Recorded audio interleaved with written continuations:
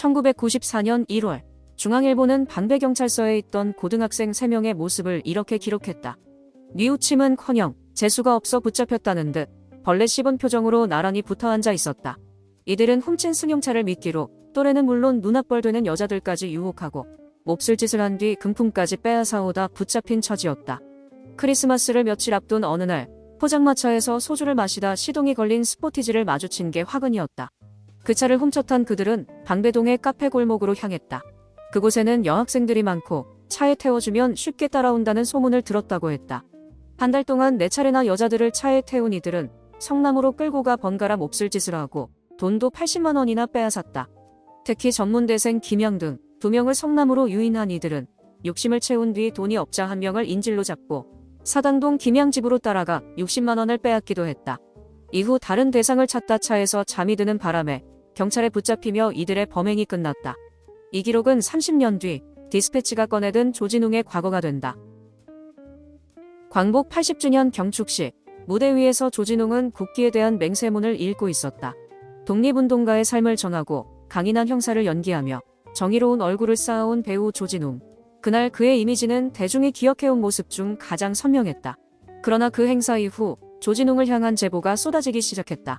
오랫동안 누구도 말하지 않던 기록들이 광복절 이후 하나의 폭로로 묶였고 그가 쌓아온 이미지는 전혀 다른 이야기들과 겹쳐지기 시작했다.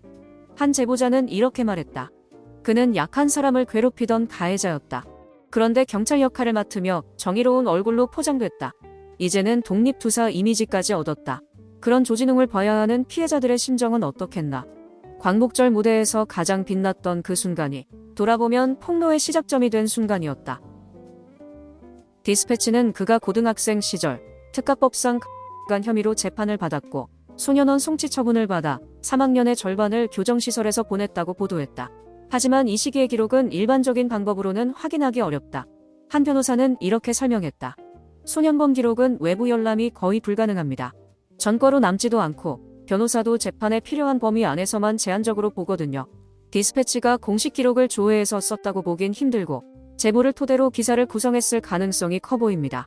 결국 형사재판 판결문이 전달되는 대상이 피고인과 피해자뿐인 점을 감안하면 이번 폭로의 핵심 제보자는 그날의 공범이거나 그날의 피해자일 거라는 해석에 힘이 실리고 있는데 이 지점을 문제 삼은 김경호 변호사는 디스패치 기자 2명을 소년법 위반 혐의로 고발했다. 조진웅의 은퇴 선언 이후 여론은 극단적으로 갈라졌다. 한쪽에서는 수십 년 전 소년범을 다시 끌어올려 생매장하는 것이라고 말하고 반대편에서는 과거를 숨긴 채 정의로운 척 지위를 쌓아온 위선이라며 맞서고 있다. 논쟁의 화살은 디스패치에게도 향했다. 폭로의 방식, 폭로의 시점, 폭로의 목적까지 도마 위에 오른 것이다. 논란을 의식한 듯 디스패치는 추가 기사를 내놨다. 이번에는 조진웅을 둘러싼 옹호와 비판, 그 한가운데로 자신들을 끌어들이는 대중의 시선을 의식한 듯한 어조였고 연예계의 저승사자라고 불리는 디스패치에겐 다소 어울리지 않는 자세였다. 디스패치는 이렇게 적었다. 소년범이 재기할 수 있도록 기회를 주자. 우리 사회는 유독 세컨 찬스에 야박하다. 기회를 주기보다 낙인을 찍기 바쁘다. 그리고 곧바로 반문했다. 그 기회를 누구에게 어디까지 줘야 하냐는 질문이었다. 그리고 기사는 이렇게 이어졌다. 연예산업에서 소비를 결정하는 건 전적으로 대중이다. 볼지 말지, 살지 말지는 대중이 선택한다. 그리고 대한민국에서 엔터를 소비하는 대중은 학폭, 폭행, 갑질, 음주 등의 이슈에 민감하다. 조진웅에게 다시 기회를 주는 것, 그것은 대중이 선택할 일이다.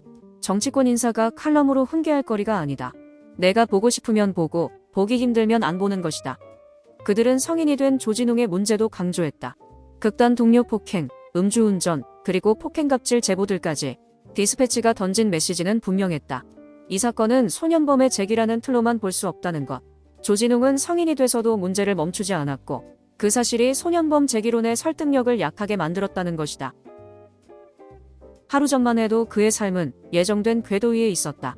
연출자들의 연락이 이어졌고 차기작 촬영을 앞두고 있었으며 식당과 거리에서는 사진 한 장을 부탁하는 사람들에 둘러싸여 있었다. 가족들 역시 명배우 조진웅의 가족이라는 이름에 조용한 자부심을 느끼고 있었을 것이다. 그러나 디스패치의 폭로가 터진 이후 그의 삶은 완전히 다른 형태로 기울기 시작했다.